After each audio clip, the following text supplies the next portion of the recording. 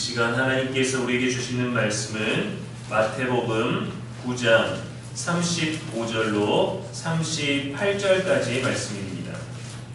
예수께서 모든 도시와 마을에 두루 다니사 그들의 회당에서 가르치시며 천국 복음을 전파하시며 모든 병과 모든 약한 것을 고치시니라. 무리를 보시고 불쌍히 여기시니 이는 그들이 목자 없는 양과 같이 고생하며 기진함이라. 이에 제자들에게 이르시되 추수할 것은 많되 일꾼이 적으니 그러므로 추수하는 주인에게 청하여 추수한 일꾼들을 보내주소서 하라 하시니라. 아멘. 이는 살아계신 우리 하나님의 말씀입니다. 이 시간 불쌍함이 불편한 시대라는 제목으로 말씀 전하겠습니다. 오래전 얘기지만 예전에는 모두가 가난했고 모두가 힘들었습니다. 그래서 서로를 불쌍히 여길 줄 알았습니다. 그런데 지금은 다른 것 같습니다. 불쌍함은 사라지고 불편함이 많아졌어요. 누군가 나를 불쌍히 여긴다고 하면 고맙게 느끼기보다 무시하는 것 같고 부족한 사람, 뭔가 상대방보다 더 낮은 사람으로 보는 것 같아서 불편해합니다. 얼마 전 인터넷에서 이런 글을 보았습니다. 한 손님이 식당을 나가면서 잘 먹었습니다, 번창하세요 라고 인사를 했답니다. 누가 봐도 덕담인 걸 알죠. 그런데 내 가게가 잘 안 돼 보이나? 내가 조금 어려워 보이나? 우리 가게가 조금 없어 보이나? 라고 기분이 나쁘다고 사장님이 그 인사말에 대해서 글을 올린 거예요. 손님은 좋은 마음으로 한 말이었는데 감사보다 불편함이 먼저 찾아온 겁니다. 사람은 누구나 이해받고 싶고 위로받고 싶고 알아주기를 원하는데 이상하게 불쌍히 보이는 건 싫어합니다. 상대의 마음과 의도보다 그 말이 나를 어떻게 보이게 하는지에 더 민감한 겁니다. 요즘은 이런 불편러들이 어디에나 있다고 하죠. 도움은 받고 싶지만 약한 사람으로 보이기는 싫고 위로는 받고 싶지만 무너진 사람처럼 보이기는 싫어합니다. 그래서 불쌍히 여김을 받는 것도 불편해하죠. 갈라디아서 6장 4절에 보면 각각 자기의 일을 살피라 했습니다. 그런데 많은 사람들이 자신의 삶을 더 다듬고 더 살피기보다 다른 사람의 인생과 비교하며 스스로 병들기 시작한 많은 사람들이 생기기 시작했어요. 그런 불편함을 가지다가 보니 행복도 비교하게 되고 수준도 비교하게 되고 심지어 고통까지 비교합니다. 나만의 행복을 누리고 찾고 추구하는 삶이 아니라 남보다는, 저 사람보다는 더 행복해 보이는 삶을 추구하게 되었어요. 예전에는 나는 오늘 어제보다 더 나아졌는가 이것을 생각했다면 지금은 나는 저 사람보다 더 나은가를 생각하는 경우가 많아졌다는 겁니다. 독일어에 샤덴프로이데라는 단어가 있습니다. 남의 불행을 보며 기쁨을 느끼는 심리를 뜻하는 말이에요. 우리 옛말에 사촌이 땅을 사면 배가 아프다라는 말은 시기와 질투에 관한 것이지만 샤덴프로이데는 더 나아가서 남의 아픔에서 만족을 느끼는 마음을 표현하는 단어입니다. 왜 이런 단어까지 존재하게 되었을까요? 사람을 불쌍히 여기기보다 불편하게 여기기 때문입니다. 사람을 있는 그대로 보고 사정을 이해하려고 보기보다 내가 보기에 불편해 보이는 것이 더 중요해졌기 때문입니다. 그러나 예수님은 많은 인생들을 보시고 불쌍히 여기셨어요. 죄인과 세리와 부자와 바리새인이 불편하지 않으셨습니다. 불쌍하셨어요. 그들의 행동보다 그들의 내면, 그들의 영혼을 보셨습니다. 불편함은 나를 중심으로 사람을 보는 것이고 불쌍히 여김은 상대의 마음, 아픔을 중심으로 그 사람을 보는 겁니다. 오늘 본문에도 많은 사람들이 등장하죠. 병든 사람도 있고 가난한 사람도 있고 귀신 들린 사람도 있고 죄인 취급받는 사람도 있었습니다. 예수님은 그들을 보시고 무리를 보시니 불쌍히 여기셨어요. 여기서 불쌍히 여겼다는 헬라어의 의미는 그냥 동정하다라는 그런 뜻이 아니라 창자가 뒤틀릴 정도로 아파하는 마음이라는 뜻입니다. 우리가 뉴스나 기사를 통해 사고를 당하고 피해를 당한 사람에게 대해서 느끼는 안타까움, 분노, 슬픔보다 더 깊은 마음이에요. 상대의 아픔을 내 마음처럼 느끼고 거기에서 멈추는 게 아니라 실제로 그 마음에 이끌려서 다가가는 사랑까지입니다. 하나님은 죄인을 불쌍히 여기셔서 구원의 길을 여셨고, 예수님은 우리를 불쌍히 여기셔서 병자를 고치시고 배고픈 자를 먹이셨습니다. 맹인 바디메오는 주여 나를 불쌍히 여기소서라고 외치며 불쌍히 여김 받기를 기다리는 것이 아니라 실제로 자신을 불쌍히 여겨줄 수 있는 사람에게 가서 주님의 자비를 구했습니다. 성경의 긍휼은 마음만 아파하는 것이 아니라 실제로 움직이는 사랑입니다. 그렇다면 예수님은 무엇을 보고 불쌍히 여기셨을까요? 세상은 가난하면 불쌍하다고 합니다. 실패하면 불쌍하다고 합니다. 병이 들면 불쌍하다 하고 학벌이 없으면 불쌍하다고 합니다. 해외여행 못 가봤다면 불쌍하다 하고 돈이 없고 배경이 없으면 불쌍하다 합니다. 그런 자신 스스로도 불쌍하게 여깁니다. 하지만 예수님은 세리도 불쌍히 여기셨고 부자 청년도 불쌍히 여기셨고 바리새인도 불쌍히 여기셨어요. 우리가 보는 불쌍함과 예수님이 보는 불쌍함은 다릅니다. 세상은 형편을 기준으로 불쌍함을 판단합니다. 그러나 예수님은 하나님 없이 살아가며 방향을 잃어버린 상태를 불쌍함이라 정의하셨어요. 그래서 주님 앞에서는 가난한 사람만 아니라 부자도 불쌍할 수 있습니다. 성공한 사람도 교회 오래 다닌 사람도 불쌍할 수 있습니다. 하나님 없이 살아가면 모두가 목자 없는 양과 같기 때문입니다. 그런 삶이 고생하고 있고 기진한 것을 보신 거죠. 예수님은 많은 무리를 보셨습니다. 제자들도 같은 무리를 보았습니다. 그러나 예수님만 불쌍함을 느끼셨습니다. 사람들이 많이 모였고 저녁이 어두워졌을 때 예수님은 그들이 불쌍하셔서 먹여야 된다라고 말씀하셨고, 제자들은 이 많은 사람을 먹일 돈이 없다라고 말했습니다. 예수님의 시선에는 사랑과 자비가 있었기 때문이죠. 사랑은 보는 것을 바꿉니다. 보는 방법을 바꿉니다. 심판하는 눈은 문제를 봅니다. 사랑하는 눈은 상처를 봅니다. 정죄하는 눈은 잘못을 보고 부족함을 봅니다.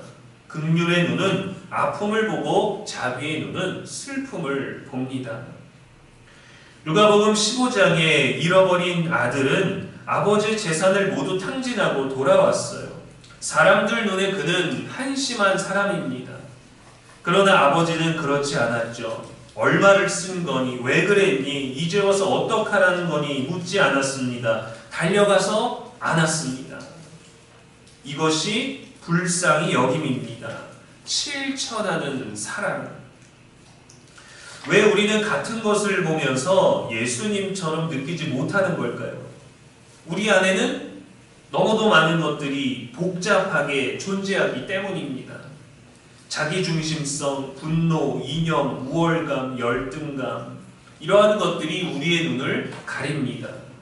그래서 사람을 보면 불쌍함보다 평가, 판단이 먼저 나오고 긍휼보다 불편함이 먼저 나오게 되는 거예요. 그러나 예수님은 사람의 행동보다 그 사람의 영혼을 먼저 보셨습니다. 목자 없는 양 같아 보였어요. 잘 사는 것처럼 보였어도 기진하고 고생하는 것이 보이셨습니다. 왜 목자 없는 양과 같다 하셨을까? 양은 스스로 길을 찾지 못합니다. 방향 감각이 약하고 시력이 약하고 위험을 분별하지 못합니다. 그래서 목자가 필요합니다. 성경은 인간을 양에 비유합니다. 우리는 다 양 같아서 그릇 행하여 각기 제 길로 갔다 했어요. 사람도 그렇습니다. 우리는 스스로 모든 것을 결정하며 사는 것 같지만 사실은 무언가에 이끌려 삽니다. 어떤 정보, 경험, 판단, 조언들, 인정받고 싶어서 움직이고 뭔가 이득을 위하여 움직이고 욕망 때문에 움직이고 호기심 때문에 움직이고 두려움 때문에 움직입니다. 돈이 목자가 되고 나의 갈망이 목자가 되고 유행이 목자가 되고 신념이 목자가 됩니다. 그런데 그것들은 우리를 살리지 못하죠. 잠시 이끌 수는 있습니다. 잠시 길처럼 보이기는 합니다. 그래서 그런 인생들을 보시고 불쌍히 여기셨습니다. 사람들이 게을러서가 아닙니다. 누구를 따라가야 하는지 잃어버렸기 때문입니다.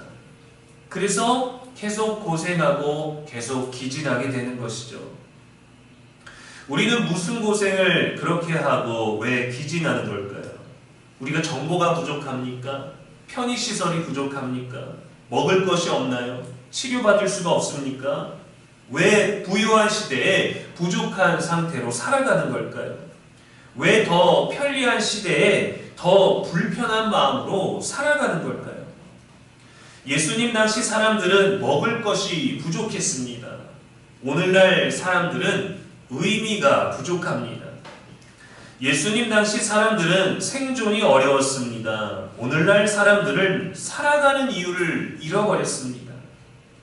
예수님은 그런 우리를 보시고 불쌍히 여기셨습니다. 그래서 조언만 하지 않으셨습니다. 힘내라, 정신 차려라, 더 열심히 살아라 하지 않으셨어요. 우리 대신 고생하셨고, 우리 대신 버림받으셨고, 우리 대신 고통받으셨고, 우리 대신 십자가에 달리셨습니다. 예수님의 긍휼은 감정이 아니라 십자가였습니다. 그런데도 우리는 생각합니다.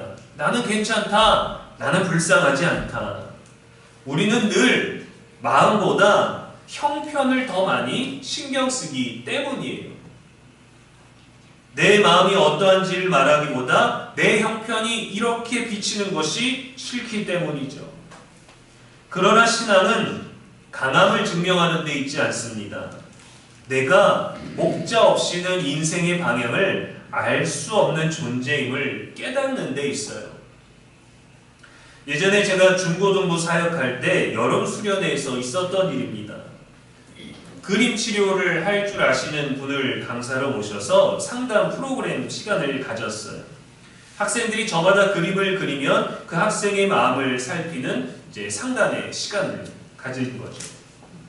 성격은 좋지만 늘 산만하고 불안정한 중학생이 있었는데 상담사가 그 학생의 그림을 보고 말했습니다. 아빠와의 관계가 쉽지 않은 것 같구나. 그랬더니 아이가 정색을 하면서 거절했습니다. 아니요, 사이 좋은데요. 정말 괜찮니? 내가 보기에는 아빠와 좀 어려운 마음이 있는 것 같다. 아니요, 전 괜찮은데요. 신경 쓰지 마세요. 이 학생은 부모와 살지 못하고 할머니 손에서 자라고 있었어요. 부모에 대한 그리움이 원망이 되어서 상처가 되어버렸지만 그 상처를 인정하고 싶지 않아서 내가 문제가 있는 아이처럼 보이기 싫어서 치료도 거절하고 상담도 거절하고 오히려 그 마음을 건드린 상담사를 싫어했어요. 아무리 전문가라 해도 나를 불쌍히 여기고 문제 있는 것처럼 보는 것이 이 중학생의 마음에도 불편한 거죠. 생각해보면 우리도 비슷합니다. 주님은 우리 안에 눈물과 상처를 보십니다. 사람이 보지 못하는 더 깊은 마음을 보시고 우리의 내면 영혼까지 보십니다. 우리의 외로움도 보시고 우리의 고독도 보시고 우리의 고생과 기진함도 있는 그대로 보십니다. 그런데 우리는 말합니다. 저는 괜찮습니다. 불쌍한 사람은 아닙니다. 라고 말이죠.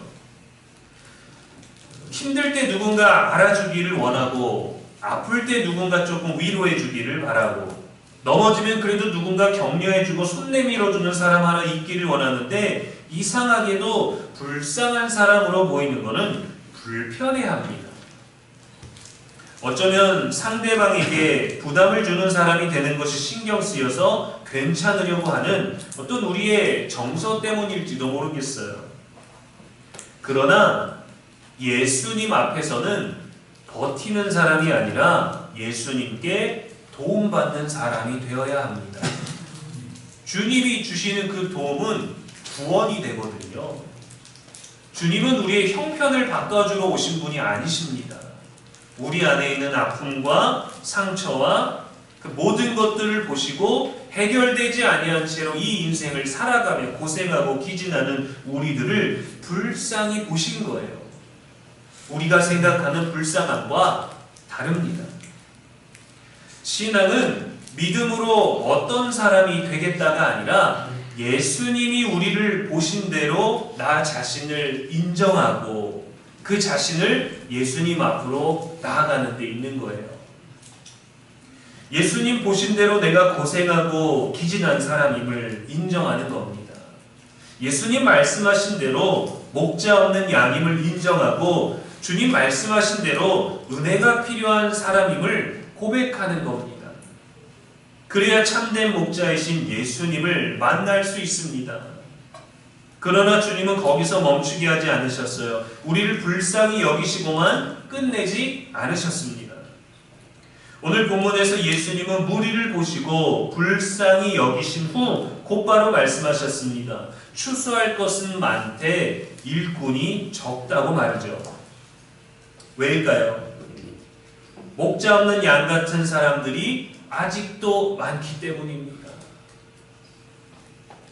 고생하고 기진한 사람들이 아직도 많기 때문입니다. 위로가 필요한데 계속해서 불편함 속에서 살아가는 사람들이 많기 때문입니다.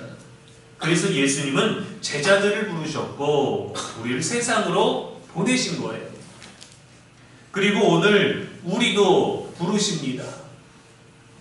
불쌍히 여김만 받는 사람이 아니라 불쌍히 여길 줄 아는 사람이 되라고. 위로만 받는 사람이 아니라 위로하는 사람이 되라고. 용서받기를 기다리는 사람이 아니라 용서하는 사람이 되라고. 도움만 받는 사람이 아니라 작은 도움이라도 줄 아는 사람이 되라고. 목자를 만난 사람이 목자를 소개하는 사람이 되라고 우리를 부르십니다. 불편함에서 벗어나 불쌍히 여길 줄 아는 삶은 어떻게 가능할까요? 첫 번째로 사람을 판단하기 전에 먼저 그 사람의 사정을 생각할 줄 알아야 합니다. 우리는 행동은 쉽게 보지만 상처는 잘 보지 못합니다. 말하기 전까지 알려고 하지도 않아요. 예수님은 사람의 행동보다 그 사람의 고생과 기진함을 먼저 보셨습니다. 우리도 주님처럼 판단보다 이해를 먼저 할 줄 알아야 합니다. 두 번째로 비교보다 긍휼을 선택해야 합니다. 비교는 사람을 경쟁으로 만들어 승자와 패자를 나누지만 긍휼은 사람을 이웃으로 보게 합니다. 왜 저럴까 보다 무슨 아픔이 있을까, 무슨 사정이 있을까를 먼저 생각하는 마음이 우리에게 필요합니다. 그래서 그런 도덕적인 마음보다 성경에 쓰여있는 예수님의 마음과 시선이 우리들에게 필요한 것이죠. 세 번째로 내가 받은 긍휼을 흘려보내야 합니다. 예수님께 불쌍히 여김받은 사람은 이제 누군가를 불쌍히 여기는 사람이 되어야 합니다. 우리가 더 높은 자리로 올라가고 누군가보다 더 나은 사람이 돼서가 아닙니다. 불쌍히 여김받았던 그 은혜가 내가 누렸던 것이 아니라 하나님이 우리들에게 주셨던 것을 알고 내가 누군가를 줄 수 있는 사람이 아니라 하나님이 그 사람에게도 주실 수 있다는 것을 깨닫는 사람이 되거든요. 그래서 우리가 움직이는 사람이 될 수 있는 거예요. 그 은혜와 그 사랑과 그 생명과 구원의 능력이 내게 있는 게 아니라 모든 이에게 주실 수 있는 하나님께 있다는 것을 알기 때문이죠. 사랑하는 여러분, 사람들을 보시고 불편해하지 않으시고 불쌍히 여기신 예수님의 눈을 가지고 세상을 보기를 원합니다. 너무도 많은 것들이 조심스러워졌고, 너무도 많은 것들이 불편해졌고, 너무도 많은 것들이 부담이 되었고, 너무도 많은 것들이 신경 쓰이는 것들이 됐지만, 그래도 변하는 세상 속에서 변하지 않는 진리가 그 모든 시간들을 살게 합니다. 진리 대신 예수님을 보십시오. 진리 대신 예수님의 말씀을 들으시고 진리 대신 예수님을 따르십시오. 언제나 변하지 않는 진리의 길을 가게 할 것입니다. 우리가 저마다 마음과 내면과 사정과 형편이 다 다르지만 이 진리는 우리를 하나가 되게 하고 이 불쌍함과 불편함 사이에서 지혜로운 길을 보이게 합니다. 불편함의 사람이 아니라 긍휼의 사람이 되는 것, 그것이 오늘 주님이 우리에게 원하시는 삶입니다. 우리에게서 긍휼이 끝나고 머무는 사람이 아니라 더 아름답게 흘려보내는 통로가 되기를 주님의 이름으로 축원합니다. 기도하겠습니다. 하나님 아버지, 우리는 목자 없는 양처럼 살아갈 때가 많습니다. 주님이 우리의 목자 되심을 고백하면서도 길을 잃을 때가 많습니다. 무엇이 옳은 길인지 헤매고 시선과 비교 속에서 지치고 고생하고 기진하면서도 괜찮게 살아갑니다. 그러면서도 정작 불쌍히 여김받는 것은 싫어했고 도움이 필요하면서도 구하지 못했고 상처받으면서도 아프다고 말하지 못했습니다. 우리의 완고한 마음을 녹여주옵소서. 사람 앞에서 할 수 없다면 하나님 앞에서 충분하게 그리할 수 있게 하여 주옵소서. 우리 자신을 예수님의 시선으로 보게 하시고 주의 긍휼이 필요한 존재임을 깨닫게 하옵소서. 우리를 불쌍히 여기신 하나님의 사랑이 우리의 아픔을 치유하게 하시고 지친 마음을 회복하게 하시고 길 잃은 우리를 인도하실 수 있도록 내어드리게 하옵소서. 긍휼이 여김받음으로 끝나지 아니하고 긍휼이 여기는 자 되게 하시고 우리의 기도와 섬김을 통해 누군가 하나님의 사랑을 경험케 하여 주옵소서. 오늘도 우리의 길과 진리와 생명이 되시는 예수 그리스도의 이름으로 기도합니다. 아멘.